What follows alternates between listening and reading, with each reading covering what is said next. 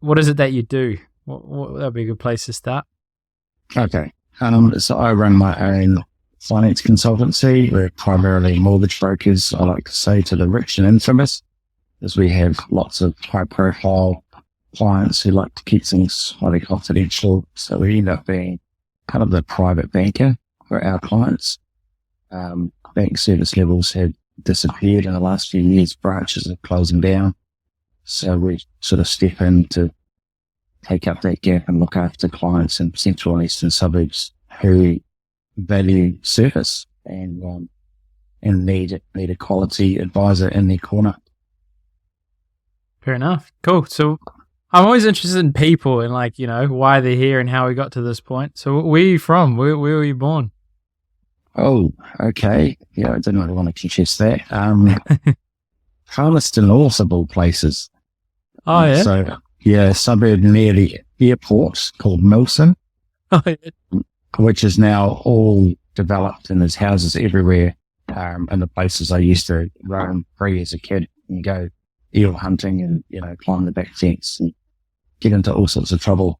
So, not what it used to be. I'm actually from Palmy too. I don't know if you know that. Oh, okay. Palmy Boys, did you go? No, I left just before I started high school and moved to Te Awamutu in the Waikato. Oh, geez, from one place to another. Well, no, it was a lot warmer in Te Awamutu, and that had Hamilton, the mighty Hamilton nearby, all its interesting aspects. What are your thoughts on it being ranked one of the most beautiful cities in the world, along with Wanganui? I don't know where they got that statistic, but isn't there like the top 10 cities in the world, and Auckland's usually in the top 10, and also San Diego. I've been to the States and I've found San Diego quite similar because it's a harbour city. Only big difference is they have a naval base, which is jaw-dropping to most Kiwis, because you go there. I did a tour and you go on a boat and you go right next to an aircraft carrier, which is absolutely huge. Mm. It's like looking up at a floating city on a big football field platform, and you can see into it with all the planes and other bits and pieces. Well, where's the interest in military come from? Or you were just bored and you're like, oh, let's go look at this massive boat? Oh, well, I wanted to do a tour. So it was a tour on the ocean, which I love boats. So I thought, well, let's get out there and see what San Diego's really like from the water. And they also had a pub there that was the base for the New Zealand yachting team when they were competing at San Diego. So there was a slice of New Zealand and an otherwise very foreign culture. That's so boats, where'd that come? So you're boatsman. You like fishing? You like racing? You like drowning? Or fishing. No, I've had a go at drowning. I sank a boat, but we won't go there. That was actually the day the America's Cup boat split in half and started to sink. I don't know if you recall what dramatic race, but no, I bought my first boat when I got into fly fishing. So I used to drive to Rotorua and Taupo and go fly fishing off my boat. Oh, off a boat? Fly fishing off a boat. Okay. Yeah, because they go onto a lake, which is this season has actually been closed, Okataina, because of some cockle infestation that the local area don't want spreading. So you can't actually fish it at the moment, as far as I know. But I used to launch near the lodge at Okataina and go across to a stream entrance where the fish would run up to spawn, and you'd park the boat and fly fish into the depths. And typically you'd be there and the stars are reflecting off the water, and it's really quiet except for the screaming possums and the occasional trout doing a massive jump near you. It was an epic location for fishing. Yeah, wow. Yeah, mum got me. I remember the first fish I ever caught got stuck in the first fish on my own, so there was no mum around there to save me. But the fish got caught in the wedge of the wharf. And I was a kid, and I was freaking out, like, oh, it's drowning. Even though, you're hooking it up and pulling it in, so it's a bit of a... Yeah. So, okay, what was school like for you? Were you the really smart one? Were you the dumb one? Were you the pretty one? Were you the fast one? What was the? Is there another category? You can make up your own. Yeah, I put it this way. I was smart, but I tried to hide it because that didn't make you popular, and I was new to the town. So you've already got this "who are you" vibe going on, and then when you start getting the top marks in the class, they're like, "Who do you think you are?" Coming in here and sort of trashing on our turf. But I stuck to it, and I ended up being runner-up ducks in my college year. So yeah, I usually had a fairly good academic record. Well, what's your thoughts on learning? Because I've heard of different frameworks to learn. Like, for example, doing practice tests is a great way to solidify and understand things. Notes may not necessarily be as effective as practice tests. What's your study tips? What have you found? Or are you just naturally gifted? So woke up with glasses and you're like, boom. No, I had to work. I had a good memory, but I had to work on the other aspects. So I've actually studied how to study, for want of a better phrase. So I've done speed reading courses. I've done mind mapping courses. I've done how to prep for an exam, and you build the whole model in your head so that you can almost visualize the answer before you have to write anything. So structurally, I was so well prepped for geography, I didn't even have to think of that exam. I just smashed it out. I was finished early. But other subjects like maths that I had to do extra work on, and get your mind into a different process. So they want to see the workings, not just the answer. And if you get the answer wrong but don't have any workings, you get nothing. But if your workings show your thought process and you almost got there but you couldn't quite get to the answer, you still get something for your effort.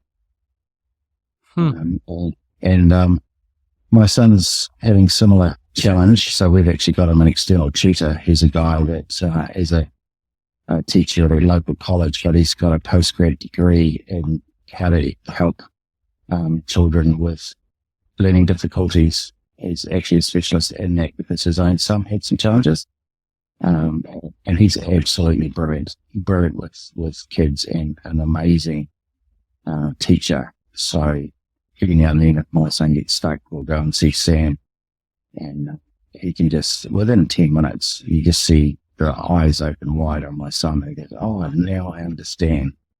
And he can understand the thought process, and then he's away. But it's when you get stuck and you kind of get in, like I think the All Blacks call it red brain, green brain, when you can't see clearly and your brain isn't functioning at full capacity because you're stressed about not being able to solve the problem. You're not calm and clear, and your brain's not going on all cylinders. There's actually something called flipping the lid with the brain, where if you're in a fight or flight response, the brain actually does this action where it will block off your ability to think logically.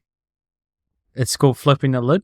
It's a simplistic representation of it, but it explains why when you're stressed. Well, under huge stress, and especially if you get angry, you tend to lose 25% of your IQ. And for most of us, that puts us in a category of, can't really function at all. There's another word for it, which is not very PC, so I won't repeat that one. It's safe to be on PC, but it's up to you. There's consequences for you, not me. Yeah, I'm fine with being cancelled. Yeah, no, I'm not. Yeah. Some people take offense really easy, so yeah. Yeah, I've offended them. Don't worry. Yeah, so, I'm sure. Just on the anger front, because I've been thinking a lot about that. Like, I think, especially with men, like, there's not really an opportunity to have an outlet for anger. There's a lot of shame. There's a lot of, I feel like you're just healthy and unhealthy, but if you bottle it up, you're just going to end up with other issues, and physically as well as emotionally. But yeah, I find exercise, a good walk. I have a favourite walking track by the ocean, about 5 minutes drive from my house, and I'll just go out there in the mornings. And for being in a high density city, it's brilliant because you've got at least a kilometre of open space on either side of the track. Sounds beautiful. Yeah, I would force myself to go for a walk to get a black coffee at St. Heliers. I walk along Kohimarama. Oh, yeah. because I put on Yeah, 20 kilos. So I was doing less than 1,000 steps a day. Ooh, wow. I lost COVID. 11 kilos now, so we're good. Not COVID, No. just working 12, 14-hour days in one spot. So you don't, you just get fat. Yeah, I was eating fine. You got to burn it out. Yeah. So what's been your lessons, I guess, as you've gone in this world of financial advice and trying to get clients and then navigating your own emotions? Because you're in sales, you might call it something else, but there's a lot of rejection. There's a lot of excitement. There's soul-destroying days. What's been your lessons over the years? Oh, it's a big question. Yeah, you have to learn that if people are not responding, either it's the message or it's the method, or you are trying to help them in a way that they don't see the value. So until you can build a connection and then build rapport and then ask the right questions to uncover what the actual issue is, you're not going to be seen to be helping them. You can run in there and try and pitch, online people call it a pitch slap. You connect to them on LinkedIn and the next thing you're trying to offer them, the 5 fast ways to run a marathon or whatever it is. It's like, back off. I don't know who you are and you're not taking the time to find out who I am. So why would I even listen to you? So you've got to earn the right to be heard. But a lot of people think sales is just push, push, push. It's actually all about listening and building rapport and uncovering what it is that they are looking for. And some people don't know what they want until you unravel the pieces and you go, and I'll often ask them, what would success look like for you? And no one's actually asked that question ever. And they stop and think and they go, oh, well, I guess if I got this, this and this, I'd be happy. And I go, and if we could do that as well, would that be a win? Oh yeah, that'd be great. Okay. So if you want to do that, this is what we can do. And this is the process. And then now you've got buy-in. You're not trying to push something down the chute. You're asking questions to draw out their problem. And the most painful one is the one you need to talk to. Otherwise, again, you're pushing a barrow that they don't see a value in. So you've got to identify what it is they really want deep down. And you might think it's a home, but what they're looking for is security. You might think it's, the latest gadget, that they want to feel accepted and part of their peer group. And if they don't have the right phone or the right haircut or the right, my son's about to become a teenager and I'm like, oh my goodness, where's my seatbelt? Get ready for this ride. And already, he just doesn't want a haircut. No, don't touch the hair. It's just right, and I can see it's like, so anyway, what would I know? Yeah. Just on that, like I always found it interesting asking people, what is it that you actually sell? Because we get given this challenge. They gave us a blank piece of paper. We had 30 minutes. We had to go sell it. And I sold it for $10, but because it's not a blank piece of paper, what it is whatever the person wants it to be. Mm-hmm. And I'm wondering how you actually think about how to discover what they want, or what do you actually think you sell? What do you think people want, or is it always different? Yeah. There's usually similar things, but the individual thing they're looking for is quite often different. And there's many times they don't see the problems in front of them with the path that they're choosing. So you have to go, have you considered this? Or what about in 3 years' time when you want to do this? And they go, oh yeah, I didn't think about that. And because most people are only interested in immediate gratification and the opportunity right in front of them. And they're not thinking, what if I do this, what is it going to cost me in 3 years' time or 5 years' time or vice versa? So, it's just about asking questions, and you can be as blue sky as you like, saying, if you had, here you go, you've got a blank piece of paper. If you had a blank piece of paper and you want to design your life and what it wants to look like in 3 years' time, what would it look like? Draw me a picture. And then because often they're not connected to their own emotions, so you get them to pitch. A picture is much more powerful than words. And so they start with a picture and go, now tell me about what does this mean in the picture? And they go, oh, I didn't even notice, because subconsciously they've just had a download and they haven't even gone, oh, wow, I didn't know that was sitting there. And you hit that and you go, what is that about? And so it's uncovering, again, asking the right questions to get to the heart issue, because people think they want X, so what they're really looking for is something that is going to make them happy. But what is happiness? So what is happiness? Well, what do you think? I think it's very individual, but it's having a fulfilling life that you feel valued and known and loved and appreciated for who you are unconditionally, but then your contribution to society is something that people value, so that you feel that you're a part of a tribe and you have something to offer, and that is something that is appreciated. And it's because that gives you hope for the future. Like, you've got purpose. What is it? What's your why? Tom Seneca, whatever his name is, it goes on about. Seneca. Yeah, that's the guy. Find your why. Close enough. Yeah, yeah, it rhymed. Yeah. So that's interesting. Like, you seem to not be talking about mortgages. Like, we do talk about mortgages, but you seem to have a fascination around a person and who they are and why they make decisions. What do you think? Why that is, or what part of it do you find interesting? Ultimately, a financial decision is lending to a person. Okay, so it's all about who is that person, what is their character. That yes, there's a property, yes, there's an income, but ultimately it's why are they buying it? And if you can't connect with the why for that person, you haven't really connected with their need. And for a lot of them, it's this first step on the property ladder, or it's in starting a family. I want someone to raise my kids so they can go to a good school. Or I've come out of a busted relationship and I want to start afresh. Or I'm looking to invest for retirement. So those are all valid and different questions for buying property, which requires finance, which in bank speak is secured by property, so hence it's a mortgage. But that's the means to the end. So what is the goal? What is the internal driver for that person? And if you can tap into that, and they'll go, this person gets me, and I can call them and I can talk about what's going on. And the first 5 or 10 minutes might be about family, the kids, the fishing, or whatever. And then they kind of calm down, got their brain out of work mode. And I'm like, so what is it you're looking for? And they go, well, if you can help me buy this house over here, or I'm looking to get an indication of what I can borrow because I'm hoping to live in this area.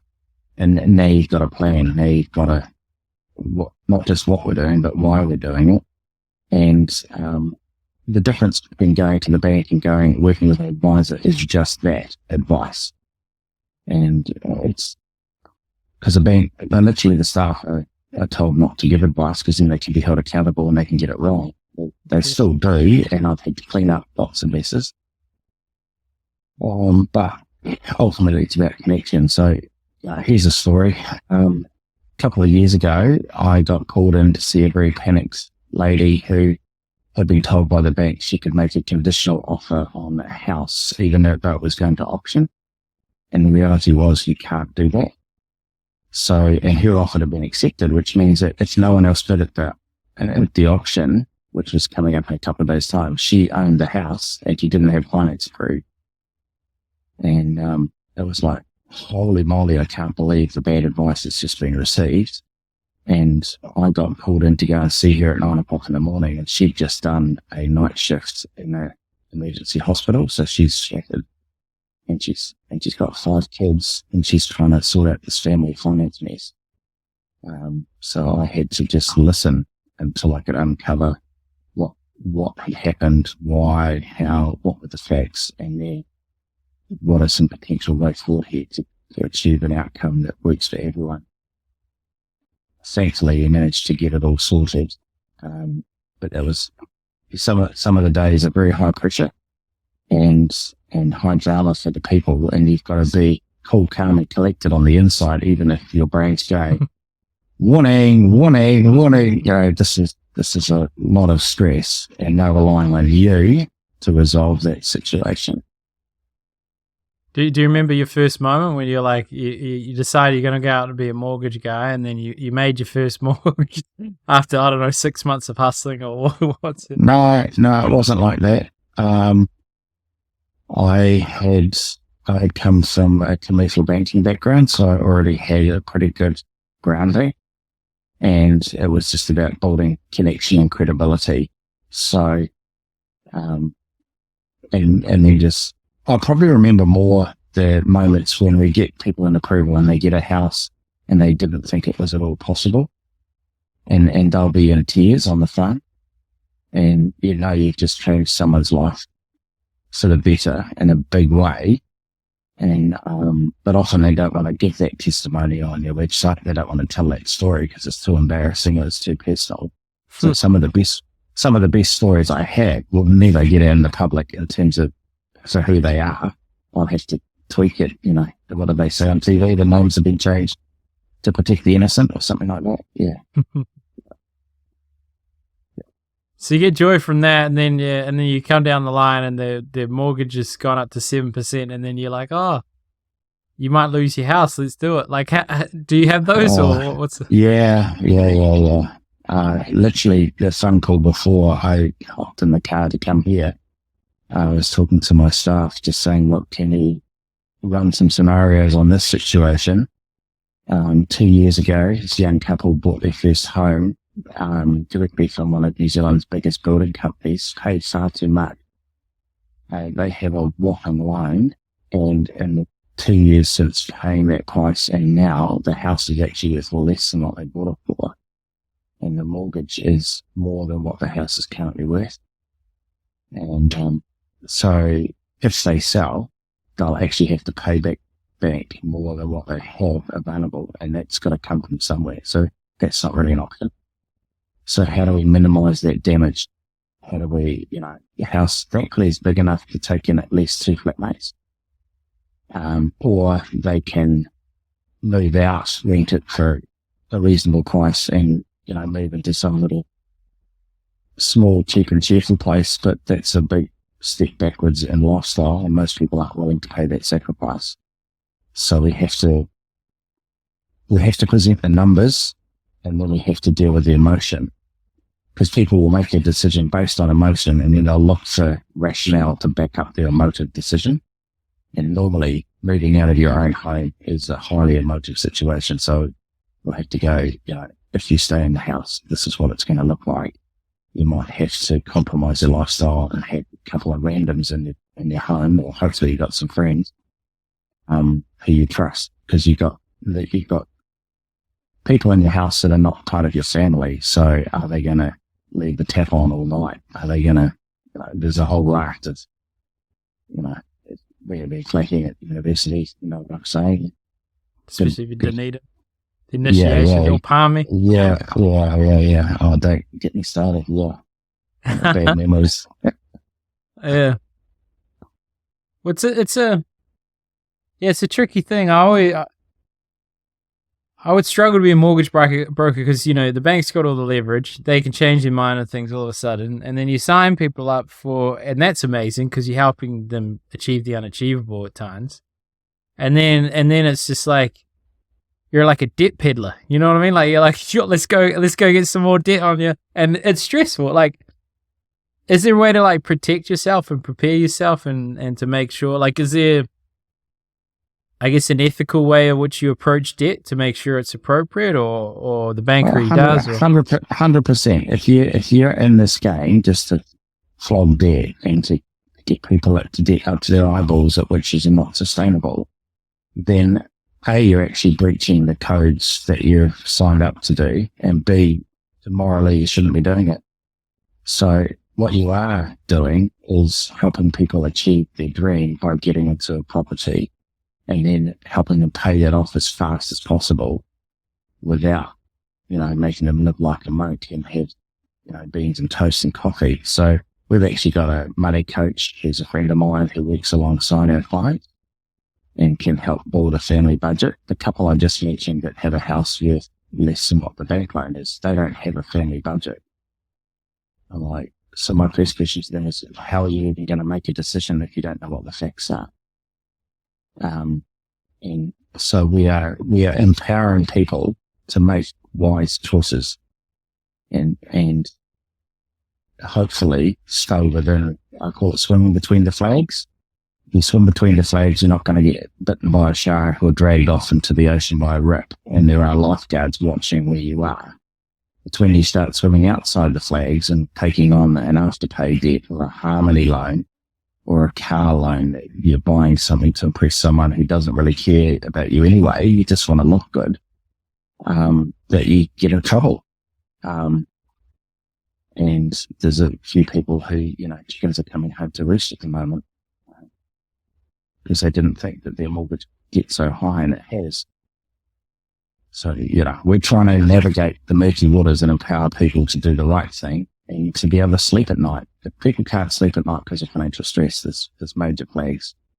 We need to step in and go, right, what can we chop off? What can we take care of? What is the low-hanging fruit? And then how do we get you to a position where you can actually have some peace about where you're at? Are there any horror stories you've heard from, negligent people in a sense? They're you hear this story and they've set them up in that way and then they're cooked because I've heard a lot of people selling off the plans and their whole business model is based around their ability to pick the perfect house. Yeah. And then all of a sudden, materials increase and interest rates spike, and then the person's just in a situation they didn't understand. What's one of the standouts for you that you've been like, oh my God? Okay. Wow. Well, we don't have all day because I could fill this with stories. Because often people will ring me and I'm just like, oh, you're kidding. And it just gets from bad to worse. And then you go, can I help them? Is this a dead lost cause? Do we call in the undertaker? How are we going to resolve this? What are your options? So, and of course I'm bound by client confidentiality, so I've got to be careful. But, I'm just thinking about, there's a businessman that called me, recently who had gone to his bank because he grew the business really fast and he didn't have the working capital to finance it. Because a lot of people, when you're in business, there's two engines. You either don't have enough sales and opportunities, or you don't have enough capacity. And that's a very simplistic version. There's a whole lot more raft of levers and pulleys and things that impact all of that. And any accountant will know what I'm kind of referring to. But it's like driving a car and you've not got your eye on the fuel gauge and you don't know what this red light means on the warning for the oil pressure. And there's another error message going off on the right, but you just ignore that because you just want to keep driving and you've got to get to your destination. And eventually something's going to blow up in the car and the whole thing shuts down. And you're like, oh, I didn't see that coming. It's like, well, you had lots of warning signs.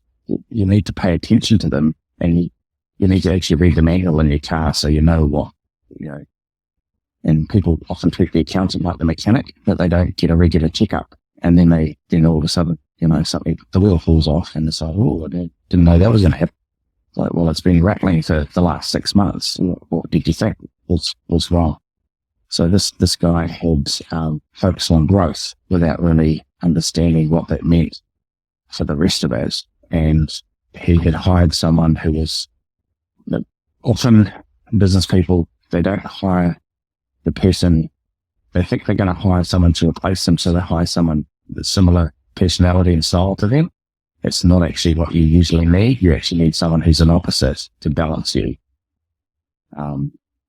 So a good salesperson needs a really strong accountant to keep you on the straight and narrow, and vice versa. And so he, from what I can gather, hired someone a bit like him. So it was grow. And then they got behind with Mr. IRD, who then came knocking. So he went to see the friendly bank manager who doesn't work for you, he works for the bank. And people don't understand that. So if they just go and expect the bank manager to sign them and give them more money, more money is not the issue. It's what you do with the money that's the issue. And so the problem is actually an opportunity to uncover what's really going on and get to the heart of it and fix the fundamentals so that you can actually, well, they say don't spoil a good crisis.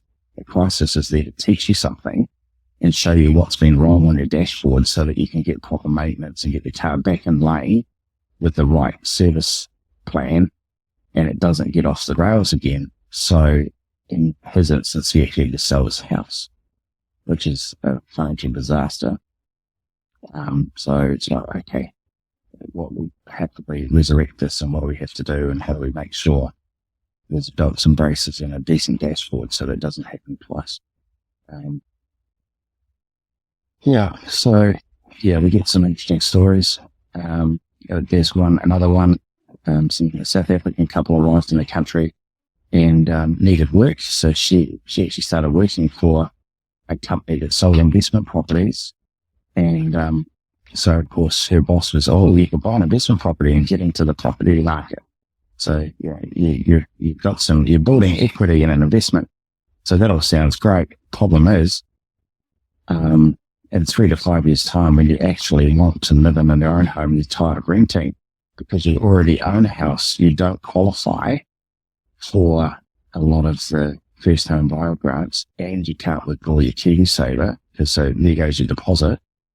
And you have to have a higher deposit when you go to approach your bank for lending because we've already got a house here. And so I had to gently say, you've kind of shot yourself in the foot. And the only solution is to sell that investment property, take whatever loss, pull the money out, and you start like you're a first home buyer. And that was an example of someone who gave some very poor advice 3 years ago,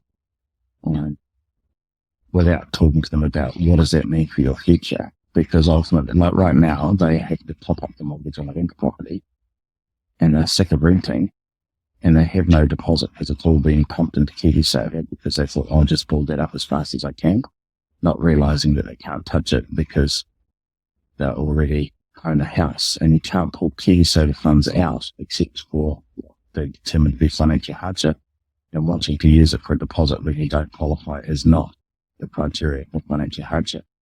So there are horror stories all over the place.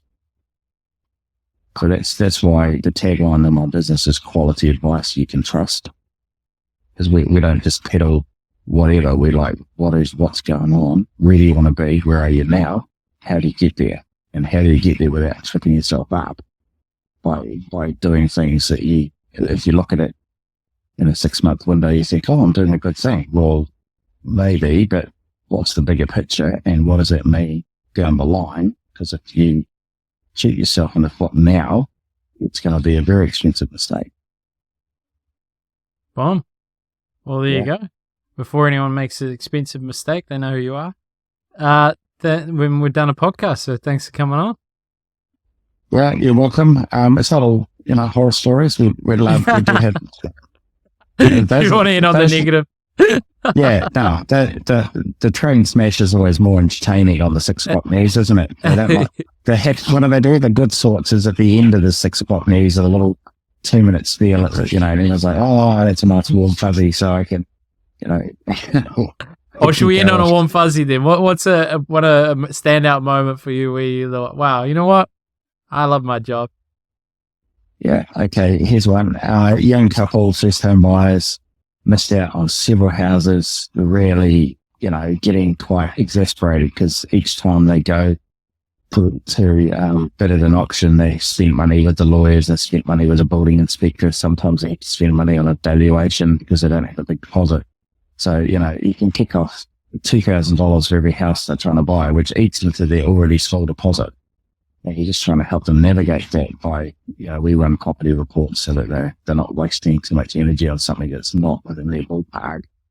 And then helping them with a good lawyer who just says, look, you can make an offer subject to X, Y, Z. And if the offer is accepted, then we can do the due diligence on the property. So that saves you some money. And this couple, I can't remember how many houses they missed out on, but they found one they really liked. And I helped them navigate the process. So I said, you can go in or just below what you think these people are really after and make it a condition that if they accept your offer, it's off the market. Boom, taken off. There's no auction.